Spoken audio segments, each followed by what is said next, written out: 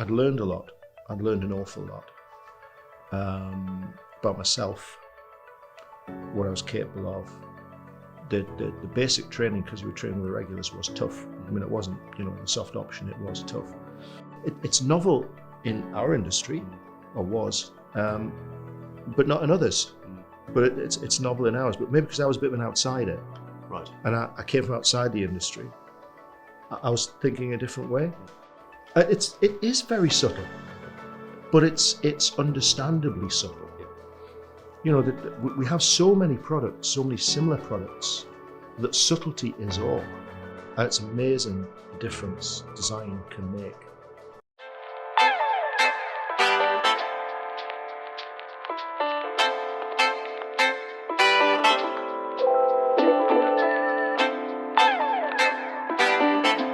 Hello again, welcome to another episode of Northern Spotlights with me, Terry McStay. It's good to see you, I'm glad you could join us. And today I'm delighted that my guest is Jerry Hall. Hi Terry. I'm Jerry Hall. I'm not a leggy Texan model. I'm chairman of Decide, which is one of the UK's longest established brand strategy and design consultancies. Now, for those of you who are expecting the other Jerry Hall, this is Northern Spotlights, not Texan Spotlights. I mean, I don't suppose that's ever come in handy when you're getting a fancy table at a restaurant, is it? Because I suppose they can tell. Not really. It's mostly disappointment. That they're expecting this tall, leggy Texan model, and this kind of fat, ugly Geordie turns up. We've all been there. Absolutely. Yeah. But I'm used to disappointing people, so. Best way to be. So we're going to go on a journey, or you're going to take us on a journey through everything, really. So we're going to start near the beginning. So, like all of our guests, you've very kindly brought in some photographs, starting with this one of you in your younger days. So where was that? I think it was Devon. Okay. It was taken by my cousin Mark, and it was a extended family holiday in Devon. And I can't remember that much about it. I do remember that of being in that car, that photograph. And I remember the tent. I remember the smell of the tent. It was red hot. The tent stank. It gave me a lifelong aversion to camping. Right. Well, something good came of it then, in that case. Oh, yeah. There was that. Yes. When I say lifelong aversion, I did it for a living for a little while, and obviously I had to take the kids scouting, brownie and all that sort of stuff as well, so that was fun. But camping, you're lucky you got that photograph. Really? Because on the same, I did have a photograph of me being given a bath in basically a wash basin. Okay. Obviously with no clothes on, which we've all done that too. Yeah. Well, yeah. I mean, fair was 27, so nobody wanted to sit. Right. No, it was. But I thought, no, that's maybe a bit too much for a family audience. Yeah. All of us. Absolutely, yes. So whose car was that? I think that was my dad's. Right. I think it was a Hillman Minx. Right. And my dad had 3 Hillman Minxes, one after the other, and I think that was one of them. I think it was the one with the bench seat and 3 on the tree. It was. And of course, in those days, no seat belts. Oh. You kind of hung over the seat. In fact, it was that particular car. My dad's sadly gone now, but we'd gone on a family trip to Flamingo Land, which at the time was a zoo. And my dad had me on his shoulders, and we went to see the tiger. And just as we got the tiger, it cocked its leg and peed all over my dad. So my dad's got me on his shoulders. He just kind of had to take it. Yeah. So we get in the car. We're driving home with this stench of tiger pee in the car. And of course, how old would I be? About 4, 5, something like that. And so naturally, I vomited all over him. Yeah. Just to add to the smell. And that's what I remember about that car. Tiger pee and vomit. Lots of happy memories. Happy memories, yeah. But that has given you a bit of a love of tiger pee. Well, possibly, but a love of cars. Yeah. I do like cars. Yeah. But I like old cars. Should we do the Top Gear thing? With what was your first first car? Okay, I was worried you were going to ask me to be mildly racist or something. No, we'll leave that to Okay, top cars. That's a good one. You see, it's funny because I've got, so we, top cars, obviously, we all love the Aston Martins and that sort of thing. One of my favourite cars was a Jaguar XJ Coupe, 1970s. I had one for about 5 years. I've just got rid of it. I wasn't getting the use out of it. Yeah. So, I wanted somebody else to enjoy it. Top 5 cars. Again, I had a 1970 Pagoda roof, 280 SL. I bought that car, left-hand drive, ex-California car, bought that car, and then I needed to put some money in the business, so I sold the car and put the money in the business. And almost immediately, the car trebled in value. So every time I see one of those cars, I want to cry because it was kind of bittersweet. The cars I grew up with, I wasn't a massive fan of the Ford Capri. I mean, we all liked the Ford Capri in the day, but it's amazing how small they are now. When you compare them to your memories are very different to modern cars. I had a couple of girlfriends who had Minis, the original Minis. I loved those. So I was at a really interesting talk by Frank Stephenson, who designed the modern BMW Mini, and he talked about the process of designing it, which was fascinating. But I do like them, like a Mini.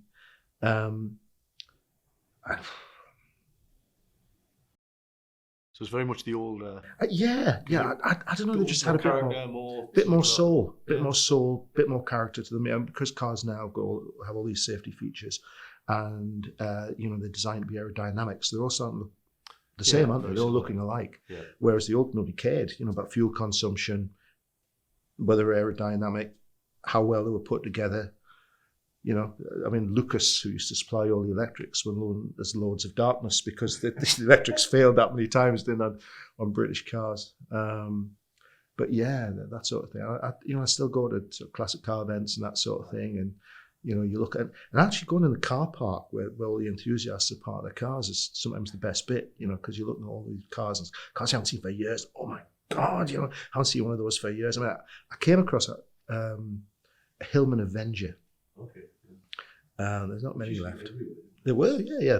Until they all dissolved. I came across this Hillman Avenger, and I was just absolutely made up. My dad used to have one, KHN 853K. In fact, no, it was KHN 853K on the front, and it was KHN 835K on the back. And my dad had it for 3 years and didn't realise that the front and back number plates didn't match. You get away with those days. You could in those days. None of this. Yeah. I think for me it would have to be the Volvo P1800. Oh yeah, in pearl white. Yeah. You're talking about the Saint, aren't you? Exactly. Yeah, that was still the original Saint, not the. Yeah. I was not. Well, there's something about the lines on that car. It's really appealing. It's a beautiful car. I mean, it is. It's a gorgeous car. Yeah, I get it. Have you had one? Never had one. No. Looked at a few. I did consider it. I looked at a few, but everyone I looked at was a rock box. And I love a Volvo. I've had as my daily driver. I've often gone back to a Volvo. I love a Volvo, but that car was the Saint's car, and a couple of stories behind that. The one that I love is the one that, because Roger Moore was actually had bought the rights to the Saint, and he was one of the producers behind it. Quite astute man. And when they were setting up to do this, he'd gone to Jaguar, and he said, "Look, will you supply us with a car? We're shooting this thing, the Saint, it won't be iconic." And I went, "Oh, no. Well, you can buy one, but the waiting list's that long, and you're going to have to wait." The typical British motor industry, short-sighted. So we went to Volvo, and they said, "Yeah, sure, we'll give you two." And that was great. So there was one for the television program and one for Roger, and then there was another one that cut away so he could do those scenes where he's driving it like that with a wheel like that. And they had new ones every season. Right. So if somebody says they've got a Saint P1800, it's one of 14 cars potentially that they used for the show. Wow. Absolutely. I mean, yeah, amazing story. You know, for me, it's that commerciality that you know. Yeah. Well, exactly. Yeah, love it. Yeah. But we're getting ahead of ourselves a little bit here. So yeah, that was a family holiday in Devon. So are you from the northeast? Oh God, yeah. Yeah. South Shields, born and Right, bred. Yeah, right. yeah. South Shields boy, Sandancer. Right. So yeah. So that's you're a second Sandancer Well, love is about. on this on this series. So that's a bit of a trek down to Devon. But A Hillman Minx. Yeah, but family holidays were like that, weren't they? Yeah. You know, it was and the car always broke down. So this is the other reason I like old cars, because I passed my driving test when I was 17, 18, something like that. I had a car as soon as I could, and you couldn't, you know, didn't have money, so you had to buy these old bangers, and you had to work them yourselves, didn't you? You know, and every Sunday afternoon was basically a car in bits on my mum and dad's driveway, and begging, borrowing, and tools off neighbours and that sort of thing. And you needed the car for work Monday morning, so you had to work like stink, you know, and skin knuckles, because it was always cold when the car needed work doing on it. And I suppose I liked that, working on car. I really enjoyed it. My dad said to me, my dad was an engineer, telephone engineer, and he said, "I'm surprised you've taken work on cars, because, you know, you're an accountant." And I said, "Well, actually, accountancy is a system. It's a bit like a circuit board. You know, if the numbers don't balance, you know something's wrong and it's out of kilter. In the same way that with a circuit board, if the light doesn't go on, you know that there's an issue with the wiring or whatever. And it's the same sort of thing, and that's what I enjoyed. And I quite enjoyed getting in and you know, get my hands on it sometimes. But when it was freezing cold and you need it for work the next morning. And that wind's blowing off the North Sea. It's yeah, right off the North Sea in South Shields. Yeah, but so it's, that was. So you mentioned you went into accountancy. So was that your first kind of career? No, it was a joke. It was I went in as a. So basically, what happened was this: when I was at school, you do those you go careers teacher. Yeah. You know, and this is normally somebody who has never had any other career apart from being a teacher. Yeah. So they're really well placed. Tremendously. And I'd put a list down. You know, what do you want to do? And I put a few things. You know, pilot. One of the things came back to me actually a few years ago was I had actually put advertising copywriter down. Really? Right. Because I enjoyed English, and so I put advertising copywriter down. I've forgotten about that, and since then I have written quite a lot of copy, as one does in our industry. So you went to see a careers teacher, and it was, you know, I found, and they're sort of looking at you, you know, you may as well put lion tamer down. And they said, well, you know, because they're used to saying which pit do you want to go down, or which shipyard you're going to work in, you know, or which branch of the armed forces are you going to join. That was your career's choice, basically. That was, you know, and that would be 1978, 79, when they were saying, you know, the best career you could have is in the shipyards of the NCB, or that's the job. Save as houses, job for life. And I kind of came out of it saying I was going to go in the forces. My dad had done a stint in the forces and in the reserves. My grandfather had been in the army. My uncles had all been in the RAF. So I was going to go in the forces, you know, see the world, etc. I had a couple of mates in the forces. And that was the plan. I was going to go for a commission, you know, always go for the money. I was going to go for a commission in the armed forces. And I had a Saturday job in a local department store. So that was probably my first. I was flogging electrical equipment. Right. Got your taste for sales and marketing. Something like that, yeah. I learned a lot, mostly what you shouldn't do, but yeah. And when I went to sixth form, I'd been to an old boys' school for years, and the school went co-educational, so I was slightly less interested in the academic side. In fact, it'd be fair to say I'd become a sort of social member of the sixth form rather than a. So they asked me to leave, if you wouldn't mind awfully leaving. So I got a job in retail kind of that day, and this was 1980, and there weren't a lot of jobs, and I could see this job in retail, lovely people, again, learned a lot about sales, learned a lot about people, but I could see that wasn't a long term. And the plan was that I'll join the forces, but I need to get some exams. I had Wednesdays off, I pestered the careers office, and eventually it got me, they said, what about accountancy? I didn't know anything about accountancy, but I knew it was a profession. So I said, yeah. So I went along to these 2 interviews, and one firm had just started up. And it was an amazing guy called Tom Paul. He had been a senior manager for one of the big local accountancy firms. He took a shine to me. I really took a shine to him. He's a great guy.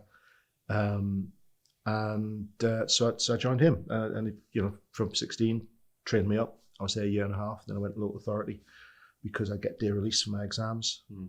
And then I'd still intending to go into forces. And he had joined what was then Inland Revenue Inspector of Taxes as a direct entrant, done his 3 years training and then gone back in. And I thought, you know what, I'll do what he did. Right. So while that was going on, I thought, well, if I'm going into forces, I'd better get a taste of forces life and get a bit of it on my CV. I tend not to have just a single motivation for anything. I tend to have 2 or 3 reasons why I do something, nothing simple. So I thought, and I could make a bit of cash, because in the public sector, you got paid leave to go in the reserves. Oh, I see. Right. So not only did you get paid leave from the public sector, but you also got army pay, so you got double bubble. And then you got a tax-free bonus at the end of the year. And obviously you got, free pair of green trousers. So I thought, I'll give that a go. No-brainer, really, isn't it? Yeah, absolutely. It was great. I joined what was it called, a CVH, Central Volunteers Headquarter Unit Regiment, which it wasn't your normal sort of Tuesday evening thing. It was a nationally raised regiment of ex-regulars and special skills. To this day, I don't know what my special skill was. I honestly, no idea what my special skill was, but for some reason they took me and they trained me. So I spent 3 years doing that. Right. And at the end of it, I'd learned a lot. I'd learned an awful lot about myself, what I was capable of. The basic training, because we were training with the regulars, was tough. I mean, it wasn't, the soft option. It was tough. Very tough. And I can almost see you going back now. Yeah. I mean, my drill instructor was had just transferred out of the Grenadier Guards, right, and he was world pace stick champion. And if you've been in the forces, you know what a pace stick is and what it does, what it can be used for. And this was, these were the days when there was beasting, and it wasn't, excuse me, would you mind awfully doing this? It was fairly rough, and it was only afterwards, actually, because I decided after 3 years that I was progressing well in my career. There were certain aspects of the forces I didn't like, certain attitudes around race, gender, certain approach to life that didn't sit well with me. And so I decided, now, what I have to say is I probably did have a slightly jaundiced picture of the forces, because I did my basic training at Deep Cut. Really? Right. Which we then found out all about, So to be fair, I've got a lot of time for the armed forces. I've worked with a lot of ex-forces guys. They're amazing. It's an amazing training. It does teach you to think in a different way. I don't regret for 1 minute the time I spent it's not there. for everyone as a. But I decided that for me, based on what, some of the things I'd seen, I didn't really want to progress it, and certainly not as an officer. And by that time, my career kind of taken off. I'd joined the civil service. I'd become a direct entrant, TUHG executive officer, and the career was jogging along. So I decided to pursue that. And then I did my 3 years training. I decided to move on. It was 1987. The Big Bang had just happened. I considered going back into accountancy with an accountancy firm, but then I met a guy. I went to an interview with a guy called Ken Lowes. Again, probably my second biggest influence or mentor. And Ken took shine to me. I liked him, liked what he said, liked what the firm did. So I went into the sort of fairly new field of independent financial advice and fund management, that as a tax and technical manager. and it was great. It was much broader than what I covered in the revenue. Really enjoyed it. Liked the guys there. Really warmed to them. Liked the environment, and I got some great opportunities. Again, having left school at 16, the first thing I did when I got into profession was start to study for professional exams, and then obviously I did my taxes internal exams, and then when I got to Lowe's, I started to do a set of exams there, and it made me a convert to lifelong learning. I still am. Mm-hmm. There was an opportunity. Our then financial director had a breakdown. There was some issues needed solving. I was asked, because I had an accounting background, could I step in temporarily? And I thought, do you know what, I quite fancy this. So I pushed on the exams, I knuckled down, put the hours in. I was appointed financial controller, and then I was made financial director when I was 20, I might be in 27 now. Right. I might be in 29. I think I was 27. I was really into that career path, really enjoyed it, financial services, etc. But there were certain things happening in the when I joined a week before the October financial crash. Right. And so I went through that whole, with the firm. You get to about 7 years in a career and you start to think, is this what I want? Is this it? Is this it? And I achieved my ambition to become an FD, to get qualified. And so there's a little bit of that. And there were certain things in the industry I didn't like. Lowe's was great, but there were certain things in the industry, particularly the way that regulation was being applied or not being applied. There was the whole pension scandal that the regulator had been warned about. I'd written letters warning my, technical director, Doug, had written letters warning about this, taking people out of public sector pensions into private pensions, and it fell on deaf ears. And then all of a sudden, the newspapers got hold of it, there was a scandal, and the regulator starts to respond. And as often is the case, serendipity plays a role, and one of our clients was trying to organise a management buyout. She called me 5 o'clock on a Friday, which was often the way, just to have a bit of whinge on and, a chat about the events of the week. And I said, well, and she said, well, these two big accountancy firms have been trying to organise this and we're getting nowhere. And I said, it's got to be an easy way to do it, Arnett. I went home that weekend, and I think it was a Sunday afternoon. I got a pad and I just started to sketch out a solution. And I called her on Monday morning and I said, listen, I think I've got an answer for you. I want a second opinion from another tax guy. So I called Tim Hardman, who's the go-to tax guy I used. I said, Tim, I've got an idea. Will this work? And he went, yeah, that'll work. Yeah, that's okay. Watch this, watch that, but that'll work. So I went back and I said, okay, this is the idea. She said, come present the guys. I went to present the guys and went, oh, that's great. Yeah, we'll do that. And I said, the only challenge you've got is obviously somebody needs to replace Arnett as the financial director, sort of driving commercial force. And Arnett says, yeah, it's you. And I went, no. I'm enjoying what I'm doing. It's great. I'm a lot loyal to the guys. Anyway, it continued, and other things popped up. I was offered some jobs in London, which I didn't want to do. I had a young family by then. And I went away on holiday. And my wife said, look, why don't you do it? If you want to change. I said, but I don't let the guys that low us down. Because there's often that tension, isn't there, between wanting to do something new but not wanting to leave. And loyalty, yeah. And well, actually, so the way it panned out was I was contracted 3 months, but I agreed to do 9 to help out with certain things.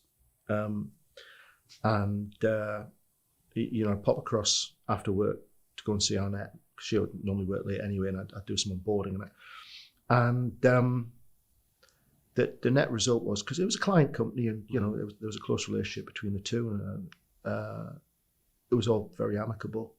And the net result of which was that I stayed on at Lowe's as a non-exec, and I'm chairman there now, having done 30 years as a non-exec. which brings a different dynamic to what I do in design. So I entered the world of design as a financial director, and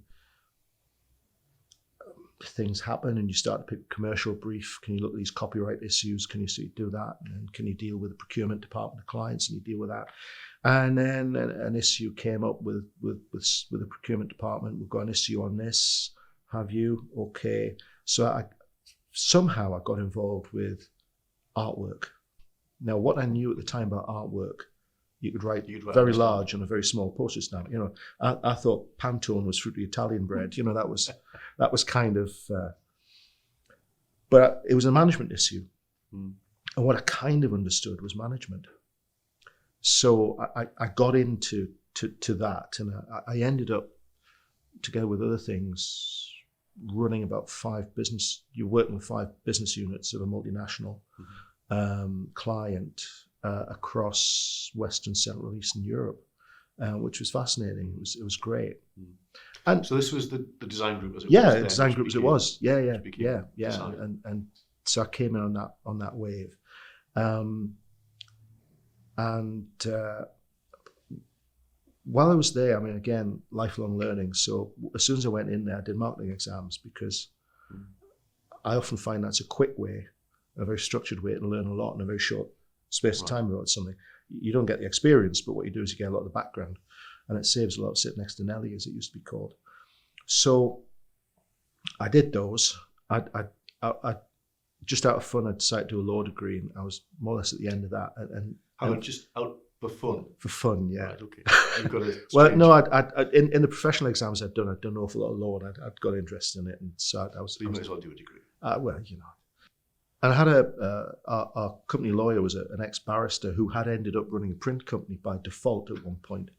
I guess one of those things, he joined us at in-house counsel, and stuff had happened, and can you just look after that for a bit while we get... Yeah. And so he'd ended up... I was chatting to him, and he said, have you thought about doing a postgrad? And I went, MBA. I said, well, I've covered a lot of the ground in professional exams. Well, you can do some broader. Anyway, Durham Business School were running... had a small to medium-sized business unit, which was run by a guy called Bill Snaith, amazing guy, ex-Cold Board actually.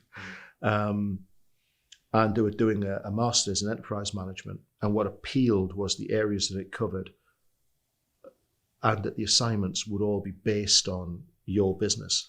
Right.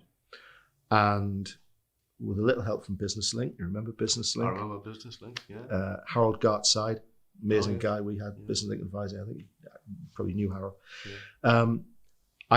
I started to do that. I did that particular course, and it was great. You're on a cohort with like-minded people, some ex-forces people actually, like-minded people, swapping ideas. The academics were actually, a lot of them were ex-business, ex-industry, and that was great. That was a wonderful unit, and each time we covered an area, you did an assignment based on the business, whether it was finance or whether it was management or HR. And for me, I found myself working as a consultant within our own business. Right. And that was really effective. Is that because you need to sort of step outside a little bit? Yeah, you get that external viewpoint. Again, that's the thing I always try to bring into our business, and I think we bring into other businesses, is that external viewpoint. I often bring somebody in from the outside to get their opinion, to get their ideas. You know, if you're too inward looking, you know, you miss what's happening out there. There's a lot of answers out there, and I'll come on to that in a minute, because I think the third photograph you've got is me on my graduation day. And the reason I put that in, you said something you're very proud of. And I had a really bad back. My disc was out my back, and I had a really bad back. So the expression on my face was absolute agony, you know, despite a few glasses of Pimm's and ibuprofen. But what that meant to me was that was part of a journey that actually transformed our business. Right. So firstly, I was able to use immediately some of the skills I learned. I mean, I had a particular problem with process management that was causing a massive problem in the business. And I'd just been to see a client, and you know, the client had given me, in no uncertain terms, some pointers as to, you know, where we were going wrong, and I was trying to work out how to put it right. And I walked into a lecture, and the lecture was absolutely on what I needed to solve the problem. It was like somebody had handed me the prize. There you go. You know, they've been listening, and you know how Facebook and stuff, you think, you know, it listens in to what you're saying, because, you know, you talk about a holiday, somebody going on a holiday in the Maldives, and it's starting to show you holidays in the Maldives or whatever it is. And it was like that. It was like somebody being listening, and I walked in, and there was a solution. Wow. You know, and we applied it, and it was great. It rejuvenated that relationship, which was key to the business. But it also gave me license to make a few other changes with my partners. And one of the things was, while I was doing my research for my postgrad, I'm terrible. I mean, I get distracted really easily. Hopeless. Well, you know that. You've seen me at meetings. I get distracted really, really easily. If there's something interesting. So I'm quite dry sticks about accountancy. And then I find this research that's going on into consumer psychology and influence and the science of design and all this bit. And what struck me was, I think it was a particular piece of research on the fact that in a photograph, the side on which you place the spoon on a cup of coffee can influence buyer intent by some massive percentage. Unless the left hand, in which case it works the other way around. But yeah. There was all this research going on in universities and, you know, centers of knowledge, and none of it was making its way into our business, our industry, from what I could see, or a lot of our clients. In the social sciences, you weren't seeing, particularly marketing, but that transfer. In what I would call the harder sciences, I mean, ex-physicists, chemistry, bioscience, you see that transfer, you see that spin-off. But in social science, you don't. I was talking to somebody the other day about a particular brief research, and I said, the thing that struck me with the design industry and graphic design in general was trial and error. We're still using that. Well, I'll tell you what, you give us a brief on what you think we should do. We'll go and do what we think we should do, and then we'll put it in front of a bunch of people, and they'll tell us what they think they think. Because what they think isn't necessarily what they actually are. What they tell you they think isn't necessarily what they actually think. The old focus group. Then we'll go back. We'll do what they think we should do. We'll put it on the shelf, and then we'll wonder why it falls flat on its face and why it dies a death. And I thought, and then we'll do it again. We'll do it again. That's not terribly scientific, is it? You know. So, whereas if you're doing a piece of research in a university, and this is why I was so keen on the DNN, University Industry Agency Collaboration model. First thing you'd do is you'd look to see, you'd do a literature review. So what's everybody learned about this subject before? So we don't have to double up on it. Having done that, what you then do is you go and do your original research. And so I had that I'd seen that and I thought, wow, isn't it great if we, you know. So because that model applied to something, as you say, that is often quite random in terms of what the process is. It's quite novel, really, isn't it? It appears random. I mean, it's novel in our industry, or was, but not in others. But it's novel in ours. But maybe because I was a bit of an outsider, right? And I came from outside the industry, I was thinking a different way. And then I took that together with, you saw changes happening in the industry. So my background was one where if I gave an opinion, because opinions, everyone's got an opinion, no matter how ill-informed or, you know, based on little or no knowledge, fact or anything. Where if I gave an opinion, it had to be based on some evidence, Act of Parliament, court case, set of numbers, whatever it was.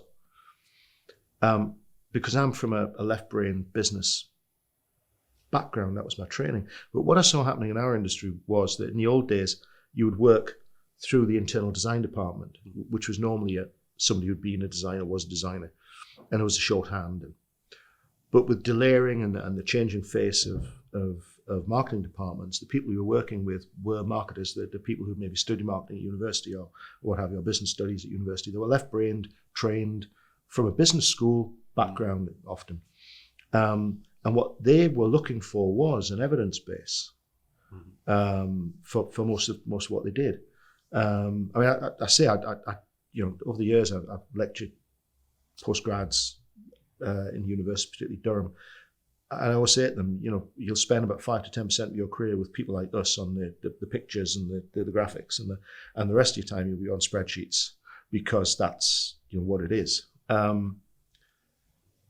So I put that together with the research I'd seen, and we decided, again, there was a movement for strategy, for below the line strategy to be a requirement. Again, the old days, advertising was a case of, normally, if you had the money, you did an advert, you put it on Channel 3, in the middle of Coronation Street, jobs are good, and it's a winner.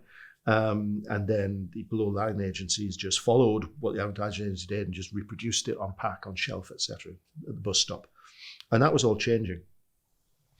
The effect of the actual decision-making is made in front of the product, the final decision. Now, whether it's on screen or whether it's on a shelf, it's made in front of the product, the final decision. And therefore, strategy in that environment was being required. So putting all of those things together, we started to work with the universities on original research based on emotions and decision-making, the emotional basis for decision-making.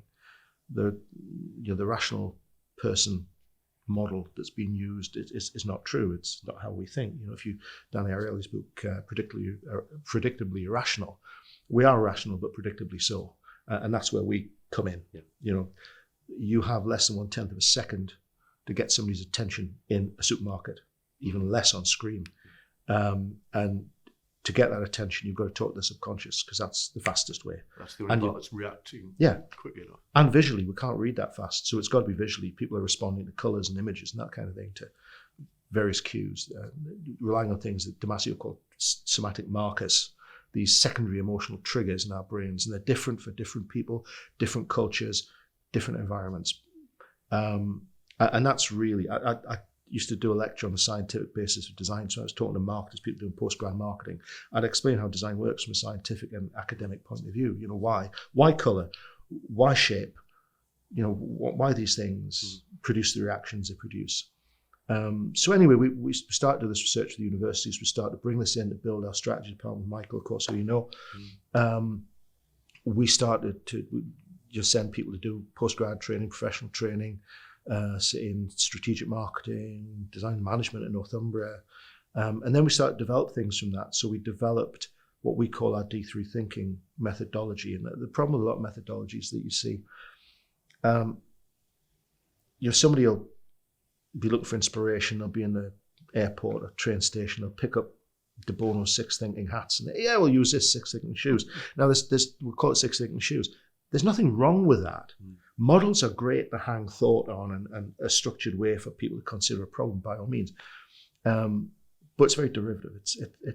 What I wanted for us was something that was robust and academically robust, for it to be novel, for it to be new, for it to be a new product. In the UK, you can't patent business processes, unfortunately, but I wanted something that would have been patentable. So off they went with Northumbria, School of Design at Northumbria, amazing. And they came up with this methodology to evaluate design. And effectively what that does is it short circuits the design process, cuts out a lot of trial and error, because you're looking objectively up front at what a design should be, what it should say. It's also a way to what's going to work, and what's not. And there's no universal answer, of course, and it depends on a product. What a challenger brand has to do is quite different to what, say, a market leader has to do in terms of what we measure, which is opinion, evidence, and power. But the way that you then overlay that, to say, okay, this is where you are, this is the competition, this is what you should go to, and that then it doesn't replace design, not at all. It actually improves the brief and the guidance of the designer to then go and do what they do best, work their magic. It takes that opinion out. It takes that subjectivity out. Subjectivity is such a challenge, isn't it? I mean, hopefully you're going to get Roy Sandbach Professor Roy Sambach. If you're watching, Roy, come on, let us know. Because one thing is that he's a chemist by training, and certainly one of the foremost experts in product research I've ever heard. And he talks about design for the market and the relevance of design. Understand your market. Don't just design a random product. If we build it, they will come. And that is effectively what you're doing. What you're saying is, look, we're trying to communicate with a specific person. We're trying to put the right attributes of this product in front of them. We're not trying to flim-flam anybody. You can't get away with that in consumer goods.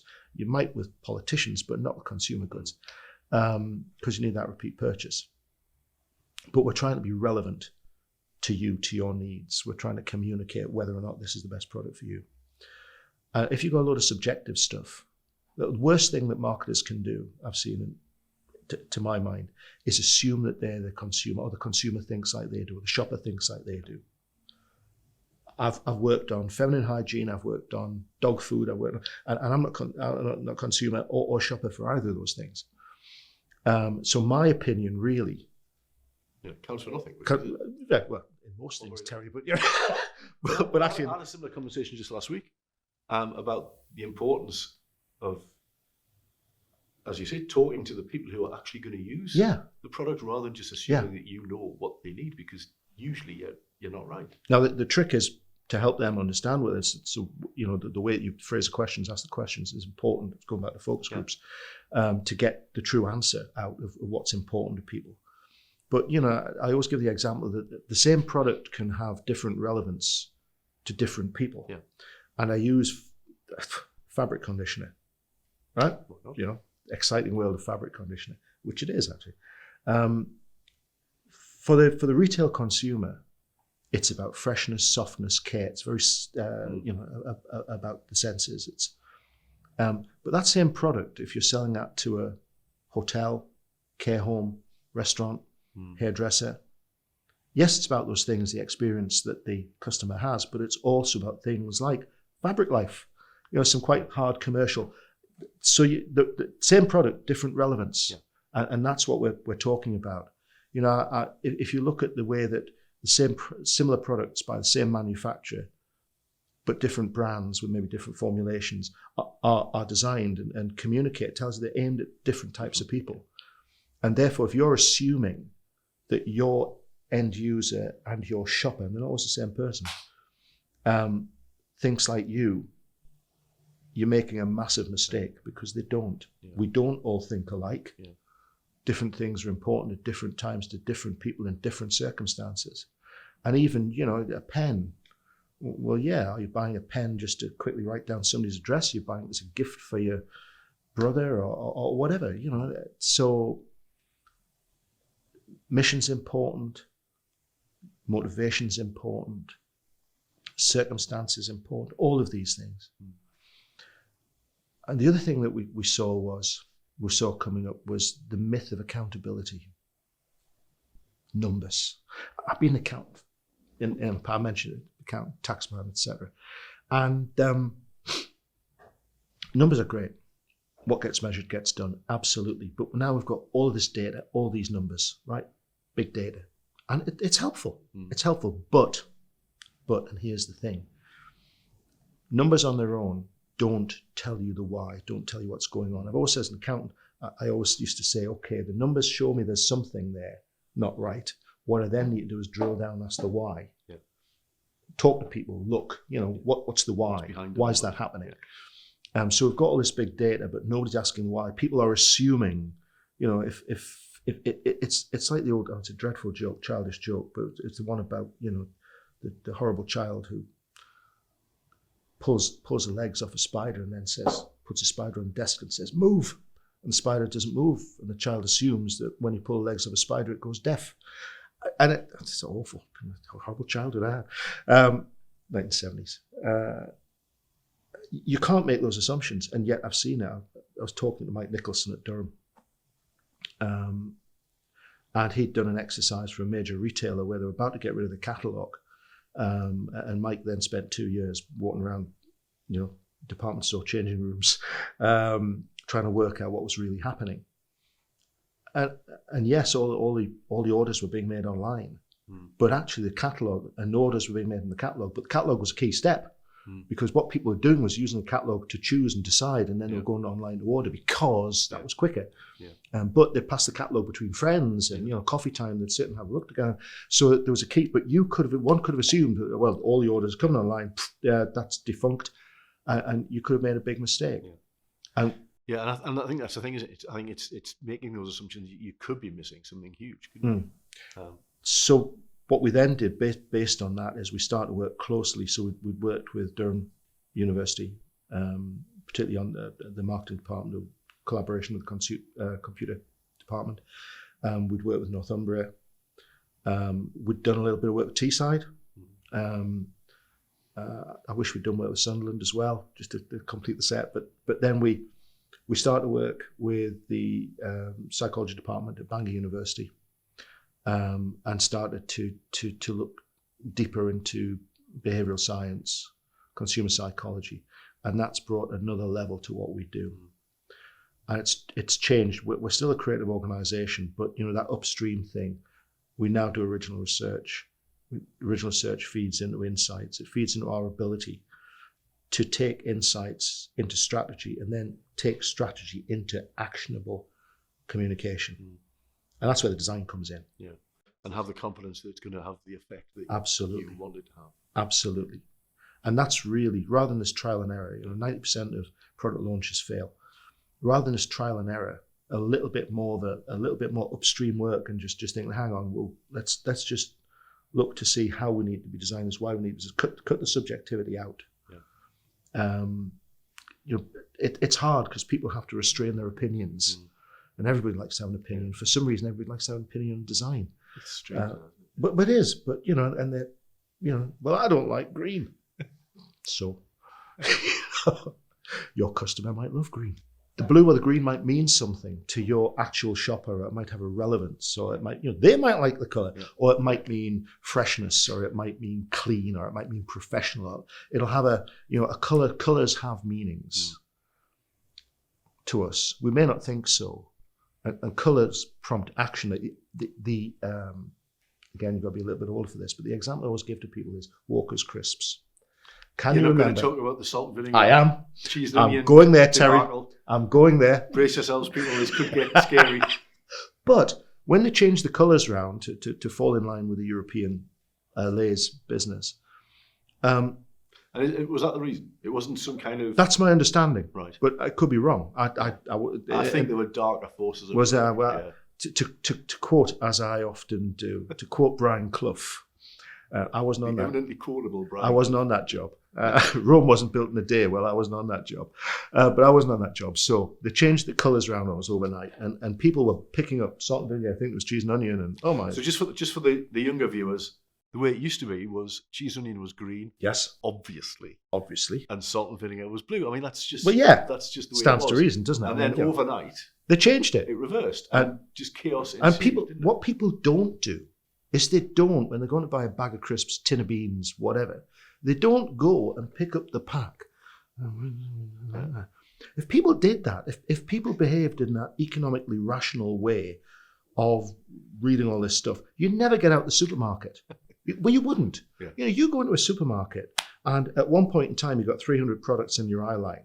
You've got something like, and it used to be, it's probably more, 40,000 products in a supermarket. Really?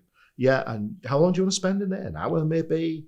And, you've got a screaming kid in the trolley, or, you've got people in front of you irritating you and all that sort of thing.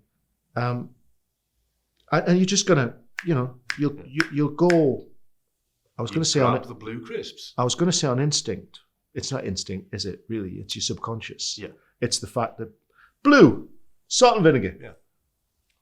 What's this? Then you get home and... What's this? I'll get that. Italian coffee. I love the Italian coffee. Yeah.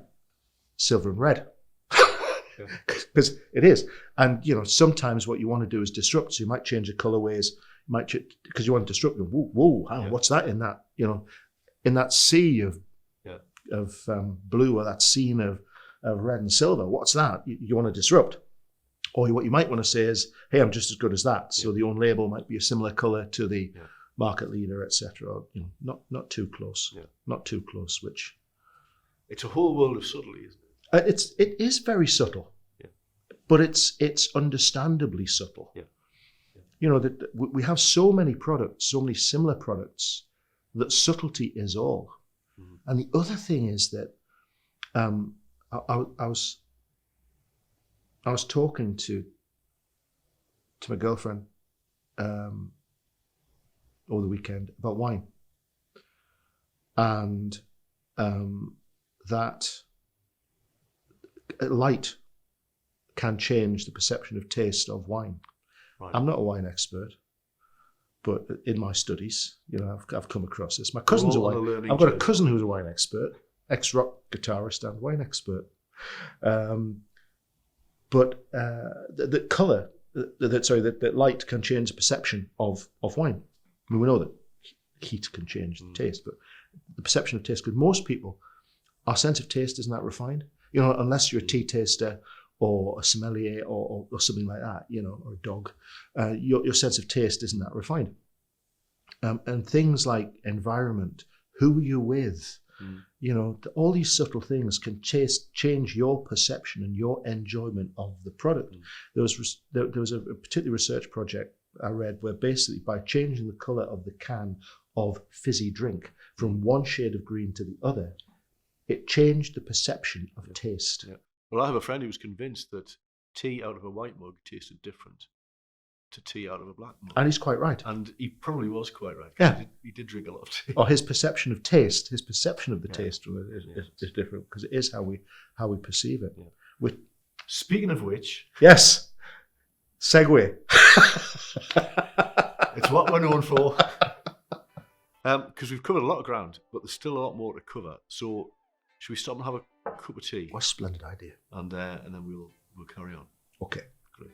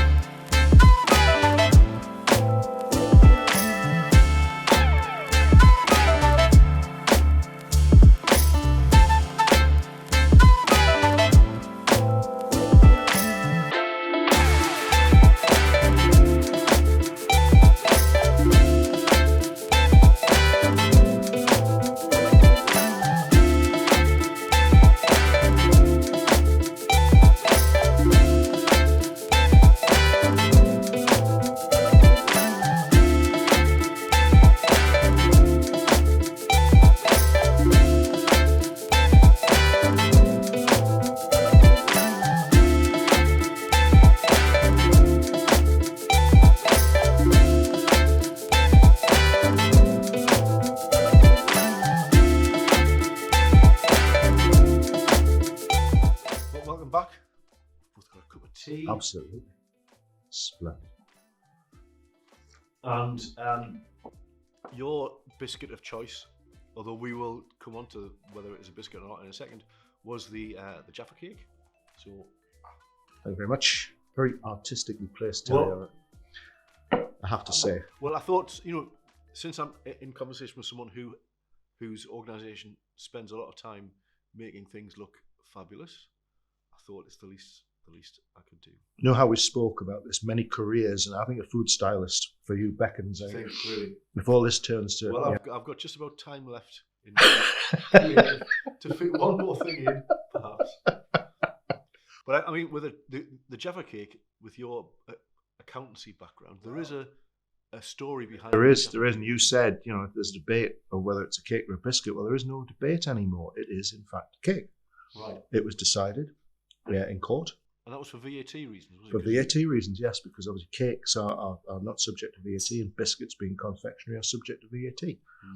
And it was decided by a QC sitting that it was indeed a cake and not a biscuit, right? And therefore VAT. And what was the clincher? Well, because I heard it was because of the way they go stale, or what happens when so a cake goes hard and a biscuit goes soft. Is that? Yeah, that's correct. It was certainly one of the arguments that was made, but ultimately the judgment was that whilst the Jaffa cake shares many of the characteristics of both a biscuit and a cake, it is determined that it is in fact a cake. Right. And that, yeah. So when you asked me what biscuit I wanted, I'd just been having that biscuit cake conversation. And I said, I think you'll find that, because I think that kicked out about the time I was doing a law degree. So, into that. And of course, it's amazing how many biscuits have been involved in litigation. Really? Well, I mean, more. The courts are littered with the wrappers of biscuit litigation over the one that jumps to my mind is the penguin puffin thing, the passing off case. Course. Remember? Yeah. I think it was McVitie's and Asda. And it's that every now and again, some of the retailers just get a bit too close to the brand leader. And let's not mention caterpillars because we could be. Well, there's the other one. Is the cake? Call them the caterpillar. Yeah. Mm. And actually, I'm not sure why, but speaking of penguins, I actually prefer the Aldi seal bar to the original penguin. I think it's a better product, personally. Well, I'm from a different tribe. I'm very much a Lidl man. Oh, really? These days, yes, Right. yes. I think it just depends which one's closer. I have to say their chocolate-based products are excellent. I really do like that. Wherever they get the source of the chocolate from. So if anyone from Lidl or Aldi, or whoever makes Jaffa cakes is watching and would like to send us a few boxes, so we can put it to the test. Well, exactly, yeah, because user testing and the so important. demands of the users is really what your business is. It's about. in the interest of research. Yeah. So take us, because we covered quite a lot of ground in the first half. So when I first met you, you were part of the design group. You then rebranded to Decide. So just tell us a little bit about where you came from, or where the company came from, because you've got a long, illustrious history. Well, it's certainly long. No, the company was part of an amazing outfit called the Lonsdale Hands Organisation. It was founded by a guy called Richard Lonsdale Hands, who was a design pioneer. He was one of the original design pioneers. I'll tell you how much of a design pioneer he was. Wally Ollins of Wolf Ollins, and for those people who've been in design a long time, you'll know who Wolf Ollins are, and people who just came yesterday won't. But Wolf Ollins were again a pioneering design consultancy through the 80s, 90s, etc. And Wally Ollins, one of the founders, was Richard Lonsdale Hands Jr. And one of his copywriters was a guy called Roger Hargreaves, who couldn't draw terribly well, so he used to use these little characters to illustrate his storyboards. And when he left Lonsdale Hands, he decided to do some children's books based on these characters, and that's where the Mr. Men came from. In fact, Mr. Fussy is reputed to be based, and looking at the picture on our old managing director, Is there a resemblance? Bill Rouse, late Bill Rouse. And that was the story. So, unfortunately, Richard died in his late 50s, far too young, in 1969. The group disbanded, and it was a 400-person group across Europe. They had market research. They had a supermarket on the ground floor of their building in London that they used to do live research in. This is 1960, way ahead of its time. There's a showreel out there from 1960, which we unearthed when we were doing a building project in 98. And it's amazing. And all the cliches are there, the shot of Horse Guards Parade, the xylophone music, and all that sort of thing. As he leaves the office in his Rolls Royce, his secretary hands him his briefcase and waves him away. You might want to keep this in, but when I showed that to my colleagues, I said, obviously, our office manager Carol does a similar thing to me when I leave the office on a Friday, except she doesn't use that many fingers. So that was how the world of work and respect has changed. No, but real design pioneer. The group fragmented, and we were part of the group, the design group part of that. We had design groups Stockholm, Paris, Milan, London, Newcastle, and we've been set up to work for Procter & Gamble, primarily for Procter & Gamble, who'd just taken over Thomas Headley in Newcastle. That's what I mean by we're an accident of history.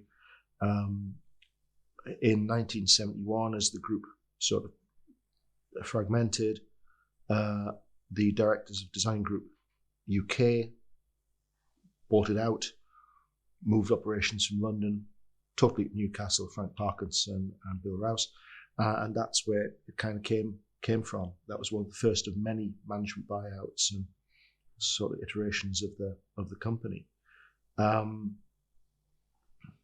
Fast forward, I got involved in 94, 95. Coming around to about 2003, 2004, a lot of things were changing in the industry. We started to have a more strategic look at what we were doing. We started to focus on certain markets, certain service lines that we thought would be a niche. We then started to look at how we present ourselves and what we were saying about ourselves. And by that time, the word design had become ubiquitous. I mean, back in the 60s and 50s, design had a real meaning, cutting edge design. And a designer, the same designer, was designing interiors, Skylon for the Festival of Britain, chairs, and packaging. And then design started to specialize and became broader, and a broader term, to the point where it didn't really mean anything of itself. And there were that many. There was design board, there was another design group. The word design in of itself meant nothing. So what we wanted to do was come back to sort of what we did, how we did it, have that point of difference. We worked together with a DBA expert, a guy called Ralph Ardell, who'd been a marketing director for Imagination, being responsible for the first Guinness Storehouse. Great guy, Ralph. You've heard him speak. I have. Yeah, very, very, very knowledgeable. And he sort of mentored our internal team. And there were three briefs. One was we just did a version of what we already were, the design group, TDG, whatever. The other was we fell back on our history that we're quite proud of, Lonsdale Hands, but how relevant is history and design? Well, thirdly, we did something new, which is more about what we do and how we approach things. So we actually came up with the name Decide, based on the fact that what we try to do is influence decisions by making products relevant, by trying to put all the relevant information into that little tenth of a second that you've got to make a decision in a shopping environment, online or in store. And Decide's actually how we approach things. So it's discover, extract, create, interpret, deliver, and evaluate. I'm so glad I remembered that. How long did it take to come up with those? What is that? Do you know what? This process went on for weeks, and that actually happened in minutes, which is often the way with these things. That moment you try different things, I tried on, then the moment of inspiration, bang, it just came. And the fact that it also helped describe how we approach things. So the discover and extract is part of the research and looking for the insights and understanding of why something may be what's relevant to somebody and why. And the create and interpret is about coming up with a creative idea, and the interpret is taking it across various touch points, various markets, in store, on the go, online, at home, wherever it is. That's the interpretation. And then deliver is actually about getting it produced or making it in a form where it can be produced. Because obviously what you have to bear in mind when you design is that there are limits to things. Cost is always an issue. Number of colors, type of color, the print process that may be used, or more importantly on screen. Colors behave differently on screen to on print. One's ink, one's light. They work differently. And people notice. But people do notice. Yeah. People, the color can be so different. And colors that you can see very well on print can be lost. And also, if you're printing on dirty box board, because you're not printing on pristine design paper when you're producing a product, that you want to get at a value price to a consumer. So all of these things, all these constraints have to be taken into account in the deliver. And then, of course, evaluate. It's the virtuous circle. Evaluate, how is it done? How did it work? Come back, that control, that virtuous circle that we look for. And was basically how we set out our process. Right. And it's 3 operations, one of which is our research and insights, which is now headed up by Dr. Gareth Harvey, who's a fairly well-known consumer psychologist.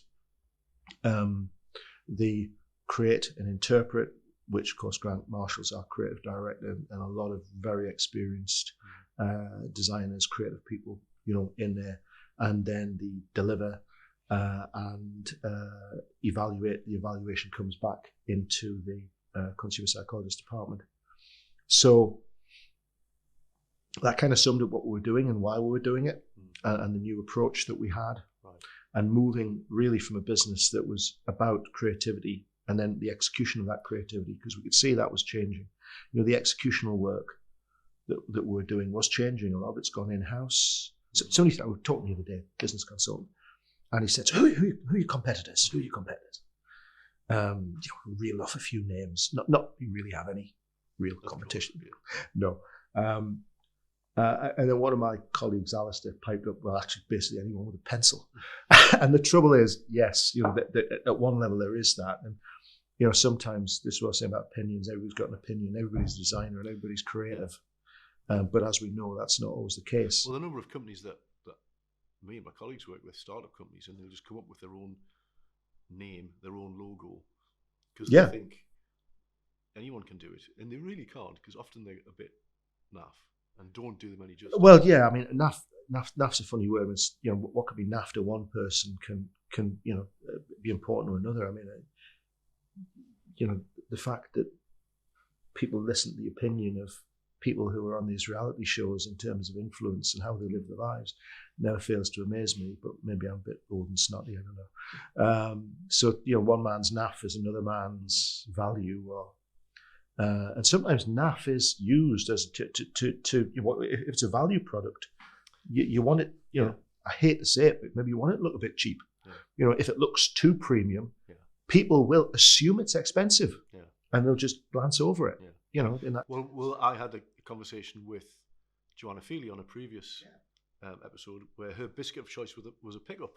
Don't know if anyone's had a pickup, but you really should.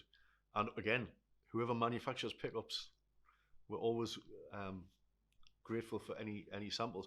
But we were having a discussion about, because they do seem to be deliberately looking, the packaging looks deliberately kind of retro and a bit simplistic, and I'm sure that's a deliberate thing rather than an accident, because that's how they're trying to convey themselves. If you look at, say, US packaging design versus UK packaging design, if you've ever been in a supermarket in the US, that's the trouble. When I go on holiday, my family used to complain because I'd spend half my time in the supermarket wandering down the laundry aisles or the biscuit aisle, wherever it was.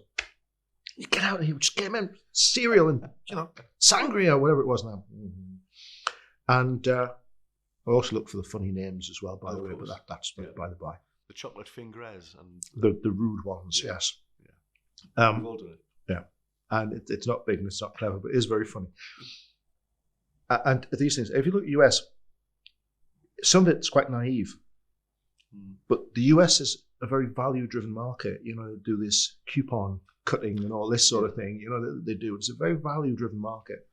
And therefore, if something looks too sophisticated, they will assume it's too expensive. Or so it is very much horses for courses, and you've got to get inside the head of the shopper and understand what's important to them, and then what means what to them, and how you. But you're quite right. Yes, you look at that, and it's designed in a certain way for a certain reason. Yeah. Where it goes wrong is if you design it in the wrong way for the wrong reason, and that's where design goes wrong. And that's where sometimes people who aren't designers, or who may not actually be the target market for the product themselves, get involved in design with their opinions. And what's important to them isn't important to somebody else, and vice versa. And that's where it all goes a bit wrong. And it's amazing the difference design can make. It really is amazing the difference design can make. Now, obviously, you'd say it to me, I would say that, wouldn't I? And I'm a non-designer, but we do this day in, day out, and sometimes we get awards for what we do, and the awards that we value are the ones that are about effectiveness. So the DBI Design Effectiveness Awards, we have a handful of those, and that is actually about what difference the design made to the end result. Now, it could Which be is the point, really. well, yeah, and whether the end result is how many units were sold, whether you got into a new market. The one I'm most proud of is the work we did with SafeSpeed, where the effectiveness was counted in how many lives were saved by the campaign. It's the effectiveness that matters. Mm-hmm. Design is not art. Yeah, it's not. it's There still may a be job, isn't it? absolutely artists and artistic people work on it for sure, but it's not art. It's very much to do a job, and really focus. You've got to focus. You asked, any hints or tips for anybody you'd give out there, and I'd say you've got to focus on what's the design going to achieve. You've got to think of the target. Who's your target market? What is important to them in terms of the design? What's going to make your product stand out or blend in, whichever you want it to do?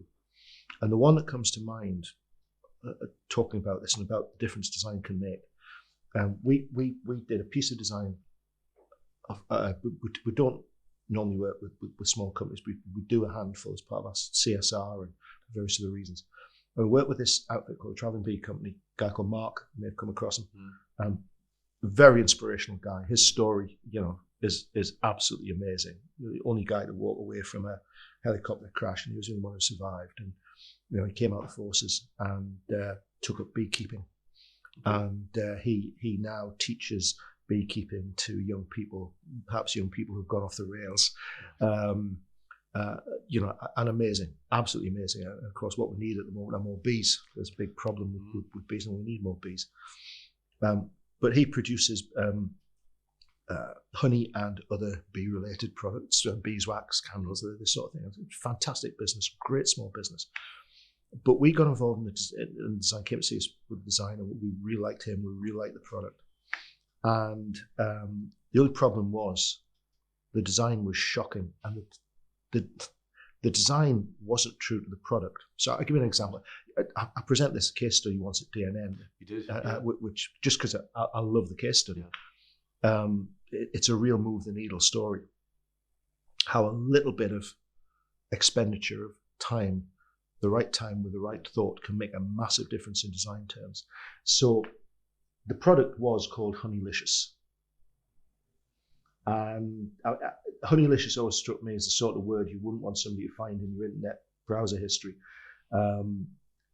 Honeylicious. Or it could be a Bond girl. Yeah. It could be a Bond person, I think we have to call it. Sorry, yes, a Bond person. Bond person now I have to call it, Terry. It was awful being brought up in the 70s, wasn't it? Life was so much easier then, wasn't it? A lot easier, yeah. So this Honeylicious product, and the label, it looked like a label from a value-driven supermarket. Right. Yeah. Morrison's was the word I used, the colourways and it looked a bit Morrison. This is quite an expensive product. The reason it was expensive is it's very bespoke. Mark drives around, takes the bees to where the flowers are. Hence the Traveling Bee Company. He takes the bees to the flowers, produces a certain type of honey from those flowers very specifically. Right. It's a very a particular product. Taste's really important. Provenance is really important. All this stuff is important in arriving at this product. And it's got this kind of very general label on it. So none of that was coming across. None of it. Honeylicious. What does that mean? It's honey. It's delicious. Well, yes, it is. But then you can say that about a lot of honey. And what we did was, using design and using this D3 process that I spoke about, we developed with Northumbria. We designed something, because these days there's a lot of products on the market, isn't there? There's a lot of products that are the same. You go into a supermarket, and how many jars of jam, tubs of butter are you faced with? Well, there could be 10 yards of water. Yeah. In water. Yeah. Yeah. Water. Yeah. So it's actually these days, though. I mean, yes, we've got a credit crunch, and we've got a recession by any other name. But for products where people maybe preference can trump price, and where people can discern, it's about more than just the product. Things like provenance, the story. People want to tell a story about their product. Yeah. All the stuff I've got in my house, because I collect stuff, rubbish, some people call it, antiques from Art Deco, mid-century, that sort of stuff. That's what I do. Everything's got a story behind it. It has, and I restore them, And everything's got a story, and that's what I love. It's the story. And the same with products. We're just chatting about the Jaffa cake here, and the story behind the Jaffa cake. About is the cake, is the biscuit, it's the story behind it. And when you've got a product, sometimes you want to tell your friends. It's about being able to say, "Hey, I've got this, and it's great, and it's done this way, and it happens this way. Doesn't it taste great?" And we've already said, sometimes our perception of taste isn't as fine as we would like to think. Funnily enough, a friend of mine, a guy we both know, I won't mention his name, was dating this woman, and she was a professional honey taster. Really? That's what she did for a living, professional honey taster. What a job. Second only professional beer taster, I think. And it's about the story. So what we did was, and also, you've got a 10th of a second for people to make a decision, and basically the packaging, the label, what's around it, has to start to get you involved in what the product is. And in design terms, simplicity really is everything. Make it as simple as possible. But that can often be a really hard thing to do, can't it? Simplicity is the most complicated thing to do. Yeah, no, it is. Yeah. Sorry seems to be the hardest, but simplicity is the most complicated thing you can do. Yes, I was trying to remember that there's a fairly famous designer who actually did a book on simplicity, John Hegarty. Right. Barton Bogle Hegarty, John Hegarty, talks about simplicity very much in his books. Get a chance to, you're a designer, read them, they're great. Tells you, even if you're a non-designer, you want to know about design, well worth read. Simplicity is the hardest thing to do, but you've got to be simple to communicate in that fraction of a second. It's about that fraction of a second. So we used the name The Travelling Bee Company, which is intriguing. What do you mean by travelling bee? Yeah, so it starts to tell a story about it, but it's a little bit different. When we did the label, it was simplistic. We used a sort of artisan-looking label in a buff kind of colour with simple, from a print perspective, cheap, black on paper. So almost a hand-drawn effect of the hive on a pair of old-fashioned wheels, and again drawing. What's that about? What's happening there? Explains, it's a hive on wheels, the bees are moving, that's what it's all about. Yeah. And then it starts to take you in. Yeah. So if you're getting heather honey, the bees have been taken to the heather, and they've been taken to a certain location. You go on the back and it tells you about that. Right. So first thing is, the important thing when you're looking at shopper communications, we say stop, hold, close. It's a 3-stage process. Stop somebody in their tracks. If you can stop them, then you've got to hold their attention, and then you close the sale. So you stop them by saying, "Oh, this is intriguing. What's this about?" You hold their attention, but they want to engage with it, look into it, read the story, and they close by saying, "Hey, that sounds great. Yeah. I'd quite like some of that." Yeah. I've got some, and you're communicating the provenance. Yeah. You're communicating the quality, the value, and based on that, people say, "I want to buy that product," rather than that cheap honey there that's half sugar syrup and it's made by boiling the bees, whatever. I'm not saying anybody does that at all. Don't write in angry letters from honey manufacturers. Well, they'll come to me, so and it's about the provenance, and that's what's communicated. It is simple, but based on that, and the case studies on our website, www.wearedecide.com. There's we'll put a link. A lot of other interesting case studies on there, but that one, particularly if you're a boutique business, there's a lot of things to be learned in there. And if you get a chance to hear Mark speak, he is absolutely inspirational. So please,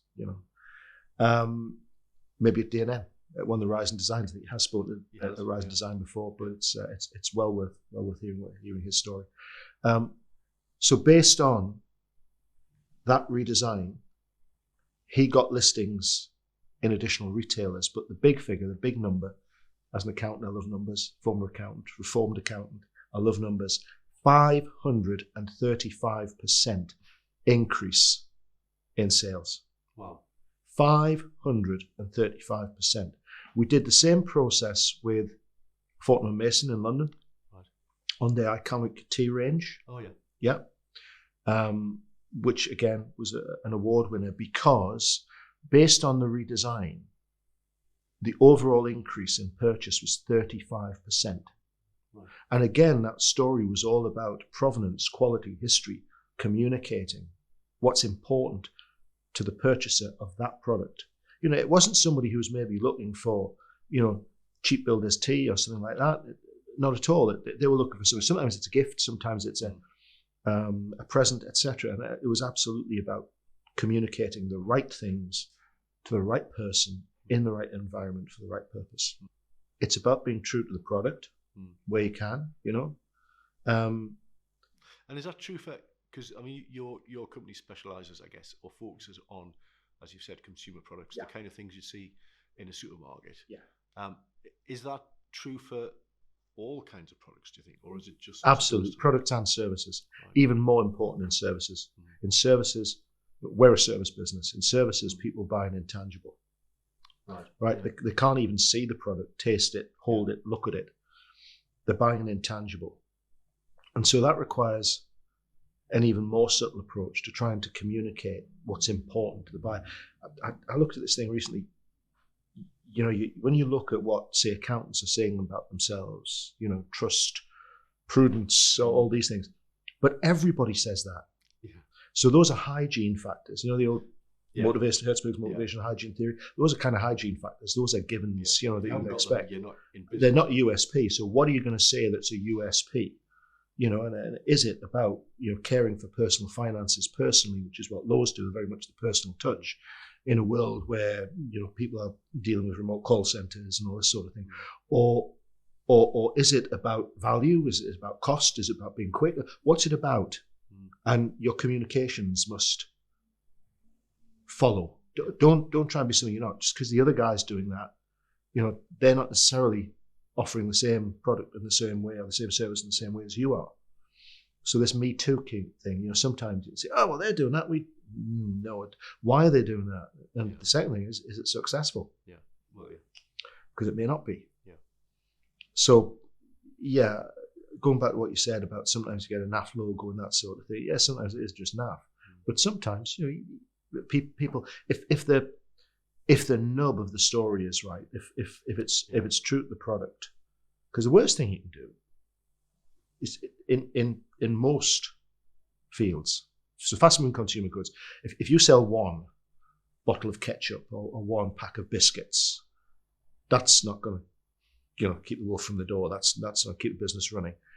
People have got to come back and repeat and buy, and it's what it's often referred to as the first moment of truth. You know, when you come across the product and then you decide to buy it, that's the first moment of truth. The second moment of truth is when you actually interact with the product. In case of a biscuit, you eat it, you taste it, whatever. And a student I was mentoring, master's student I was mentoring, said to me when I was talking about the psychological basis of design, is that not manipulation? It's a very good question, because there's a line between influence and manipulation. I like to think good design influences by telling you things we think are important to you and that are true, and that you need to know, you know, the product's relevant. You know, sorts out your dandruff, gets rid of your halitosis, you know, whatever it might be, washes your clothes cleaner, whatever it's supposed to do. But manipulation, in my mind, is when you're saying things, you're masking things, you're saying things that aren't true.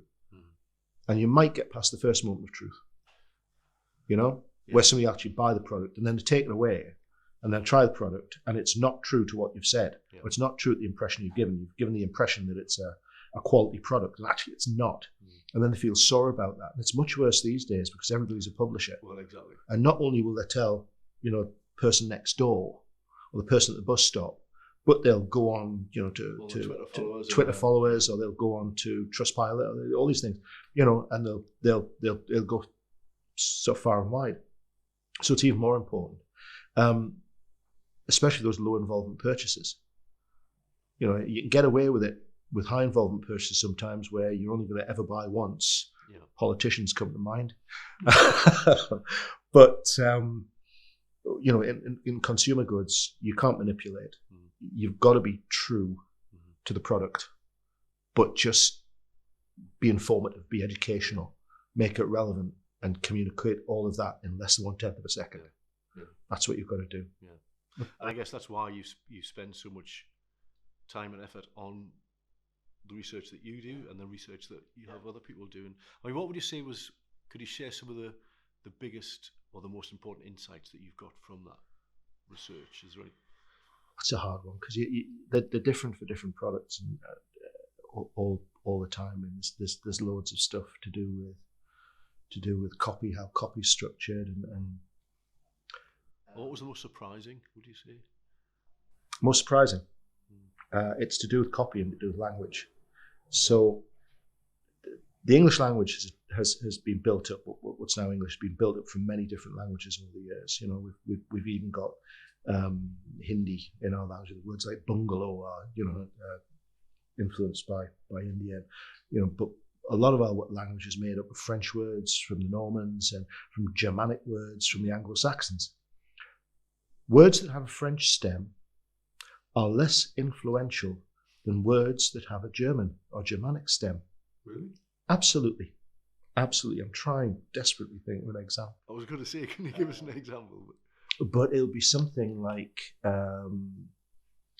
so this is in the context of a piece of copy. Yeah, a piece of copy. So, okay, I'll give you one. You know, habitation versus house. So, you know, come by this superb habitation by Bellway. Right. You know, come see this Bellway house. And it's because it's a more straightforward word, and so that strangely more influential German stem words than French stem words. And sometimes people are very tempted to use flowery language in describing things. Makes you look clever, makes you sound clever. Wise man Ken Lewis once taught me there are 3 stages you go in.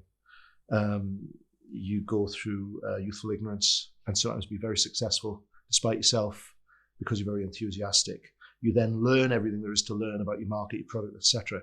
And that's complicated sophistication where you try to prove you're the cleverest guy in the room. And all you end up doing is confusing everybody using long words and acronyms. And as a former tax practitioner, I understand that. I went through that phase. But the final phase, when you are most successful, is mature simplicity. Yeah. When you boil it down, you speak plainly, you make sure what you want is people to understand. And the same applies to copy, the same applies to design. Mature simplicity every time. Work out why you're doing something in a certain way. And then just see it. Absolutely. In the simplest way you can. Yeah, keep it simple. Yeah. Avoid negatives. People don't like negatives. Always make it positive. People don't see the negative, you know. So if you're saying, you know, do not do this or it doesn't do this, right? You know, say it does that, as opposed to little things. I mean, that was all copy, not graphic design. But it's hard to generalize on graphic design. In terms of graphic design, I'd say understand what colors mean to people. Colors are massively influential. If your product is on display anywhere in a supermarket, an exhibition, whatever your market is, the first thing that people will see from a distance, we call it the design radar. From a distance of 10 meters or more, the first thing they will discern, or the only thing they'll discern, is color. And if you want to attract them and draw them in, it's the color. They'll look for the color. They'll navigate by the color. Once they get a bit further in, towards 5 meters, they'll start to see imagery. But it's only from about 1 meter away, or perhaps even closer, you know, given that I wear these days, that you'll start to see the copy. And yet when you look at how people design things, the bulk of time is spent on the copy. The least time is spent on things like color choice. So that's why it's really important to understand how do people navigate a product. We talk about how people navigate a category within a supermarket, but it doesn't matter what your environment is. If somebody's buying what you sell, how does somebody navigate that? What's the journey? The other thing is also, what's the journey? Do people just pitch up and buy something, or is there a longer journey? So here's the thing. We did a piece of research with Durham University on over-the-counter pharmaceuticals, and it's a really interesting category. People's motivation to buy is very different. Yeah. Some people have a problem that they want to solve. So I've got a stuffy nose. Oh dear, I've got a stuffy nose. What I want to do is I'm going to go and buy something to make my nose less stuffy. Some people will think, "Ooh, winter's coming. I don't want to be off work and have a stuffy nose, so I'll buy some stuff just in case I get a stuffy nose." Right. Different motivation. But what we found was that people will often buy a pharmaceutical product and research it afterwards. Oh, really? So they won't research the product first. They'll buy the product and then research it. Right. So again, What they're then looking for is reassurance. This buyer's remorse. You've heard of it, yeah. Reassurance and that kind of thing. So again, understand the shopper journey. I mentioned the first moment of truth and the second moment of truth. There's a relatively new category called the zero moment of truth, and that is pre-purchase research. And these days, with people using online as a primary method of communication and interaction, that zero moment where they're researching the product, researching the category, looking for things, that's even more important. Time spent in there, but understand where it fits in the buyer journey, understand where it's important, walk through the journey. There's a colleague in another business I keep saying to, understand where advertising fits. If you expect that advert to make somebody go, I'll buy that now, that's not how it works. Advertising is by and large about influence, about reinforcement. It's about, in the old days in advertising called AIDA, awareness, interest, desire, action. It's about raising awareness, and it's also about building a rich picture in somebody's mind. And that's particularly true in intangibles, where it's not just one thing. It is a picture that's built up. It's what I call a trust stack. And it's about several factors. Have I heard of them before? What are people saying about them? What are they saying about themselves? It's that whole rich picture. Have they done this? Is that work out what's important to the person who's buying again and reinforce that. And when you describe it like that, myself and anyone else, I would imagine, thinks, yeah, that is the process I go through when I'm deciding whether to buy a fridge or a car or whatever it might be. But often that isn't a consideration with whoever's trying to create the advertising or the marketing or the branding or whatever. Because they're in a different mode of thinking. They're thinking in a different way. They're not thinking, how would I decide? I mean, there's loads of other things. There's loads of books out there well worth reading. Things like Ariely's Predictably Irrational, Neurosense, all that stuff. Really worthwhile reading. Start this journey for us. But we're comparers. Okay, if we can't make a comparison, we find it hard to decide, particularly in a category or with a product we have very little knowledge about. So take televisions or videos or something like that, which is quite complex, for me.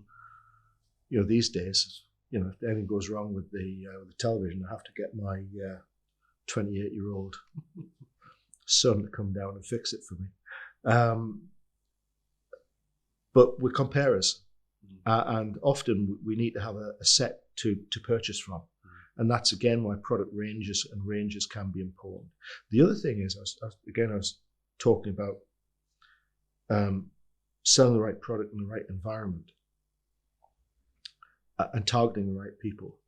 And, we talk about Aldi and Lidl, and, I'm a big fan of the Middle and Lidl, I mean, I'll go in there, buy, frozen chips and a tin of sardines or whatever, and I'd come out with a kayak.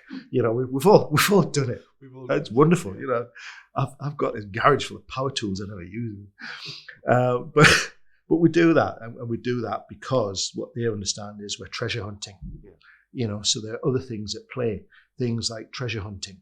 Oh, I found this piece of treasure in this place. But then you get premium products that are devalued by being piled high and sold cheap. Whereas, maybe what they should have done, because that's not your expectation. If you say something in Lidl, you'll automatically assume, well, that's cheap, end of range, Nobody wanted it, so it ended up here. Yeah, and I won't mention any names, but I came across with products in a discount supermarket that really, were cutting edge, top of the line, top of the tree products, and look of horror. That person's face was palpable. It was, I wonder what happened actually. Somebody virtually screams, and but context is really important. That things are in the right context.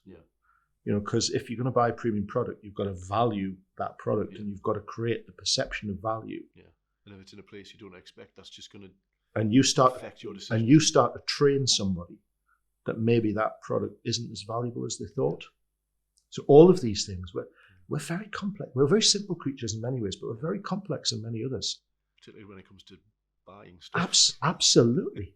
Yeah, absolutely. Yeah. And as you say, that's really what you do. You help people to decide. Yeah. in that huge array of possibilities Absolutely. and decide the thing that your client wants them to decide on. That's the idea. First, work out what they want, what's important to them, make it relevant, help them decide, and make sure they buy it. And make sure they buy it if it's relevant for them. Yeah.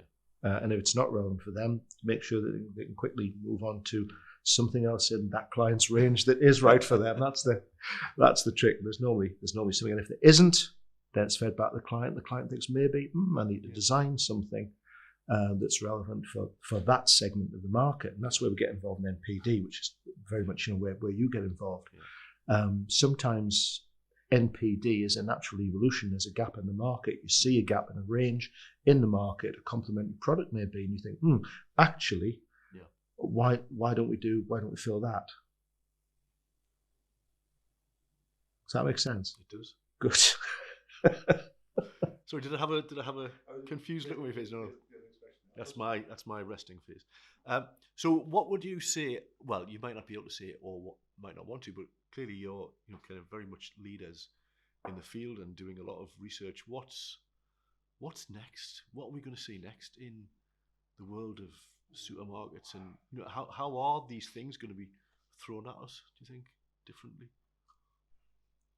The trouble with predictions is they never come true. Never come true. It's a bit like Mystic Meg. But it's still fun to listen to. It is, isn't it? Yeah, it is. I mean, Joanna's probably better that person than me. Oh, she wouldn't tell me anything. She never does. About what I should be wearing next year. Things come around in cycles, So sometimes something that's you see patterns changing. So we saw people move away from the monthly shop following the 2008 financial crash, and they were just buying as they needed from convenience stores. And then time became more important to people, so they went back to that more regular shop. And more people are buying online, that's for sure. And that's a trend that will continue, particularly in certain categories. But there'll still be a demand for convenience. I know we've got drones that can drop things off, etc. But I think we'll see a quality of life movement. So I think we'll see people again looking more for experiences. I'm very interested in what happens in the high street. What do we do with these hubs?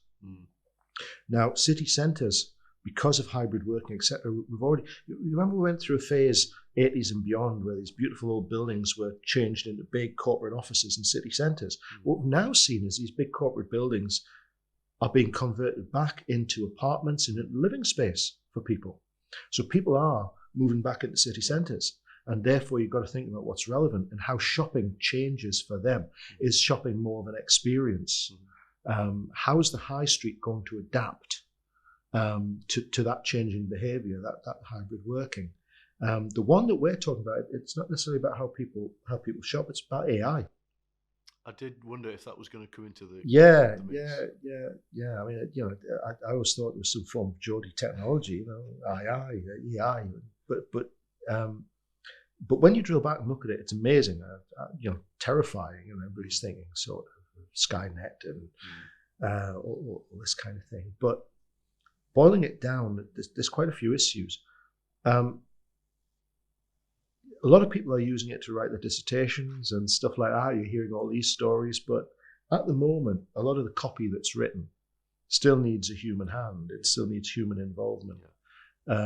So, sometimes, yes, you can use AI as something to quickly collate a body that you then get involved in. But the number of times I see something in AI, I looked at it in relation to financial services, that is patently wrong or untrue. And in those circumstances, it can be fatal almost. It's literally, again, it cannot be totally relied on. Once you get into design, all sorts of issues, because the way AI operates. So I'll give you two examples. The law has yet to catch up with AI properly. So AI will, if you say, draw me a daffodil, AI will scrape the internet for daffodils. It'll then cobble together a daffodil based on what it's scraped that are called daffodils, and you'll have a daffodil. But what it's actually done is it's gone to a load of copyright images and photographs and cobbled it together, and basically taken people's copyright and said, no, this is mine. And I think there have been some instances where you can actually see the original You can. work. You can. And it's in there. And it's not just a case of where a designer might see something, and then go and draw their own version of it. It's like you're taking that person's work and adapting it. You're not just being influenced by, which is always the defense for ripping off somebody's copyright, I guess. But you're not being influenced by. You're actually taking their work, adapting it, and almost passing it off as your own. So that's the situation in the UK. In the US, it's even more complex, because who's the author? Well, I might have told the AI to go and do me a daffodil, but that just means I'm the commissioner. The AI has produced the image, and therefore the person who wrote the code for the AI is technically the author and therefore the owner of the copyright. So it all becomes really complex. So anybody out there who thinks, oh, it's dead simple, I want to do a catalog, I want to do a logo, what I'll do, I'll use AI. At your own peril. At your own peril, I would say. Well, the other side of that is, I don't know if anyone's seen the work that New World Designs did for an event that we had, using AI to create some imagery, of which I was part of. That was quite scary as well. I'm not going to post a link to any of that because I'm still trying to forget. Well, I'll be pressing you. But it was incredible though, what they could create with often free software in minutes, that for a human designer to create would have taken days and days. It's quite incredible. Yeah, but I don't know that specific thing, but how is it creating it? Is it basically just going out, taking a load of other human designers' work and then cobbling it together and passing it off as his own, which is the big worry. So actually, all these things are doing is taking human designers' work, and the other thing is, I'm sure the day may come, but the subtlety isn't there. That we've discussed how subtle design can be and how much that understanding and that insight, how important that is. And I also think, ultimately, a lot of people can't ultimately determine something that's been cobbled together, no matter how well cobbled together. There's something, isn't there? There's something not quite right about it. But these things adapt, and it'll be interesting to see, how it turns out. The field of AI, we spoke. Because I think in a minute it's really impressive. Yeah. But it hasn't, as you say, it still lacks that subtlety, which may come, it may not. Maybe that's it's sometimes too far. The term I once heard for these things is MacGuffin. And it's something you think, wow, that's amazing. Wow, it does that, isn't that great? Yeah. And then you work out what you could actually use it for, and you think, actually, it's like silly putty or something like that. What's its actual use? Yeah. But sometimes the use is not obvious. You and I spoke about a panel we sat on to look at new product ideas, and there was that product that was basically a way of using an image to navigate. So you basically take a shot of the image or a visual, and it would then be able to produce some information based on that, link to that. There was an algorithm or something behind it.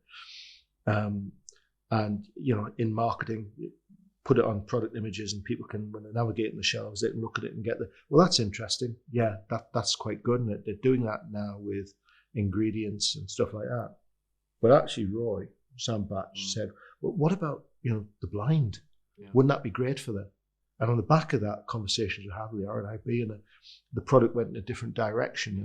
Was really great. And sometimes, you design it. Viagra was a prime example, wasn't it? You design a heart medication. You know what the side effect. multi-billion-dollar product. Yeah. And sometimes, you can find by listening to the consumer, to the shopper, you can actually find, we thought it was great for that, but there's another purpose for that, or there's another influence, or there's another reason people might want that. It's like again, going back to the 90s, the VW badges as jewelry. It's always an alternative use for many things that isn't really always obvious. Yeah, that's right. And really, the only way to find out is by asking those questions, talking to people, and really understanding what's going on, because Absolutely. It's often very different to what you think it's going to be. So I think if there's a takeaway, I think that's probably it, isn't it? Is just keep your eyes and ears open. Don't make any assumptions, and just be kind of open to what the world around you is telling you about what it wants, and therefore how you can. It's a radical thought, but have you actually thought about talking to your consumers, buyers? Come on, that's a step too far, Jerry. That's a step too far. Sorry about that. No, thanks for that, Jerry. That was great, and thanks for all your insights and stories, and it's been great. Absolute pleasure, Terry, as always. It's good tea, though. Good, I'm glad you enjoyed it. Well, I hope you enjoyed that. I certainly did. But more importantly, I hope you've learned something and maybe been inspired by it. So do join us again on another episode of Northern Spotlights.